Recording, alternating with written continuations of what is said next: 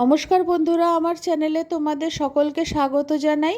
আমার আজকের রেসিপি ছোট মৌরলা মাছ দিয়ে কচুরলতি।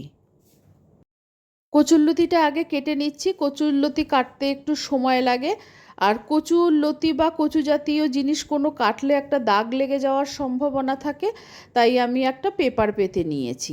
এবার কচুরলতিগুলো কেটে নেব। যে কচুরলতিগুলো সবুজ সেগুলো কাটতে কোনো অসুবিধা হয় না, খুব সহজেই আঁশটা ছাড়িয়ে নেওয়া যায়। আমি বটি দিয়ে কিভাবে আঁশটা ছাড়িয়ে নিচ্ছি তোমরা দেখে বুঝতে পারছো। এইভাবে আঁশটা ছাড়িয়ে নিলে তারপর টুকরো করে কেটে নিলেই হয়ে যাবে।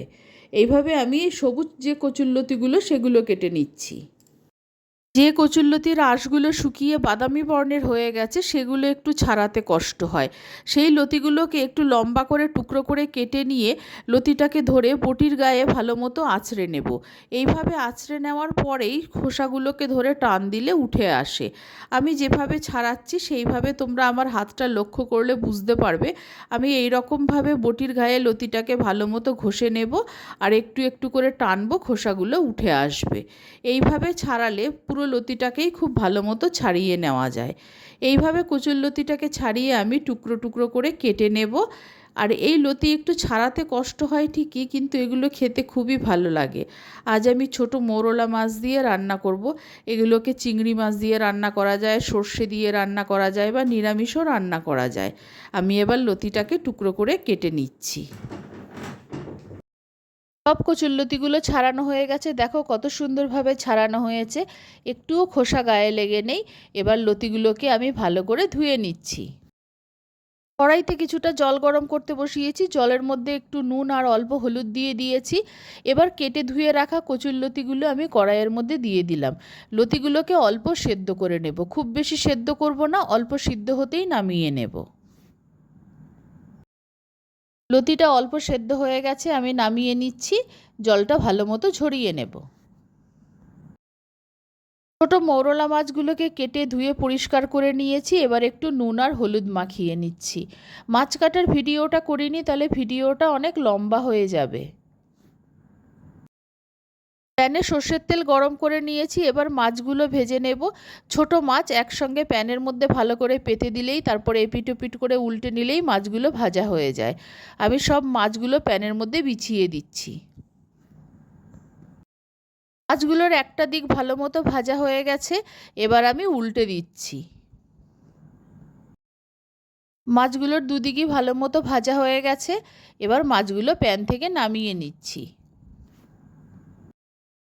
প্যানে অল্প আর একটু সর্ষের তেল দিয়ে দিলাম, দিয়ে তেলের মধ্যে 1 চামচ কালো জিরে দিয়ে দিলাম।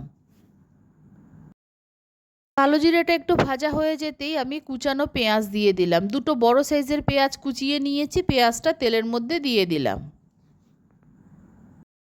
পেঁয়াজটা হালকা বাদামি রং ধরা পর্যন্ত ভেজে নিলাম।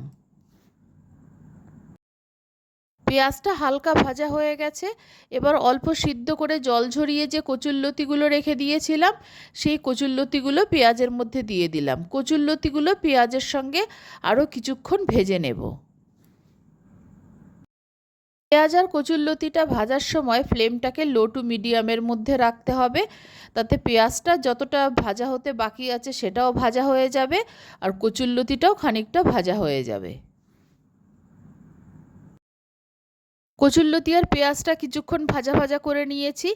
এবার দুটো টুকরো করে কেটে রাখা টমেটো আর দুটো চেরা কাঁচা লঙ্কা দিয়ে দিলাম। কাঁচা লঙ্কা আর টমেটোটা দেওয়ার পর আরও কিছুক্ষণ একটু নাড়াচাড়া করে ভেজে নেব। টমেটোটা খানিকটা নরম হয়ে গেছে, এবার আদা, রসুন আর শুকনো লঙ্কা আমি একসঙ্গে বেটে রেখেছিলাম, সেখান থেকে 2 চামচ বাটা দিয়ে দিলাম। কিছু গুঁড়ো মশলা নিয়েছি, আন্দাজ মতো নুন, 1/2 চামচ হলুদ গুঁড়ো, 1/2 চামচেরও কম ঝাল লাল লঙ্কার গুঁড়ো, কারণ আমি শুকনো লঙ্কা বাটা ব্যবহার করেছি, আর 1 চামচ ধনে গুঁড়ো, 1 চামচ জিরে গুঁড়ো নিয়েছি। অল্প জলে এই মশলাগুলো আমি গুলে নিচ্ছি। মশলাটা এইভাবে গুলে নিলে স্বাদটা অনেকটা ভালো হয়। এবার জলে গুলে রাখা মশলাটাও আমি দিয়ে দিলাম। দিয়ে মশলা আর কচুরলতি খুব ভালো মতো কষিয়ে নেব। কষানোর সময় ফ্লেমটাকে লো টু মিডিয়ামের মাঝামাঝি রাখতে হবে, আর খুব ভালো মতো একটু ধৈর্য ধরে কষাতে হবে। মশলাটা কষাতে কষাতে যাতে মশলার ওপর তেল ভেসে ওঠে আর মশলার কাঁচা গন্ধটা চলে যায়। মশলা খুব ভালো মতো কষানো হয়ে গেছে, আর কচুরলতিটা যেটুকু সিদ্ধ হতে বাকি ছিল কষাতে কষাতে তা সেদ্ধও হয়ে গেছে। এবার আমি অল্প জল দিয়ে দেব, খুব বেশি জল লাগবে না কারণ কচুরলতিও সেদ্ধ হয়ে গেছে। মিক্সিং জারটা ধুয়ে আমি জল দিয়ে দিলাম। মিক্সিং জারে আদা, রসুন আর শুকনো লঙ্কা বেটে রেখেছিলাম, ওই জারটা ধুয়েই অল্প জল দিয়ে দিলাম। জল দিয়ে দেওয়ার পর ভেজে রাখা মৌরলা মাছগুলো দিয়ে দিলাম। মৌরলা মাছগুলো দেওয়ার পর খুব সাবধানে খুন্তি দিয়ে নেড়ে কচুরলতির সঙ্গে মাছটা ভালো মতো মিশিয়ে দেব। বারবার নাড়ার দরকার নেই, তাহলে ছোট মাছ ভেঙে যেতে পারে। এইভাবে আমি মিশিয়ে দেওয়ার পর একেবারে 7 থেকে 8 মিনিট মিডিয়াম ফ্লেমে রান্না করে নেব, তাহলেই রান্নাটা হয়ে যাবে। আর এই রান্নাটা একদম শুকনো হবে, একটুও জল থাকবে না।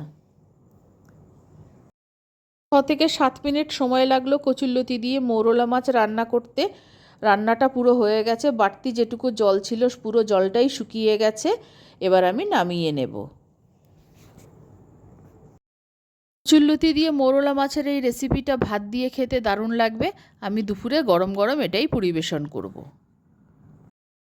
মৌরলা মাছ দিয়ে কচুরলতির এই রেসিপি ভালো লাগলে আমার চ্যানেলকে সাবস্ক্রাইব করার, লাইক করার, শেয়ার করার অনুরোধ রইল। আর আমার নতুন পুরনো সকল বন্ধুদের আন্তরিক ধন্যবাদ ও ভালোবাসা জানাচ্ছি। সকলকে শারদীয়ার প্রীতি ও শুভেচ্ছা জানাচ্ছি। সবাই পুজো খুব আনন্দে কাটাও, খুব ভালোভাবে কাটাও, সবাই সুস্থ থেকো।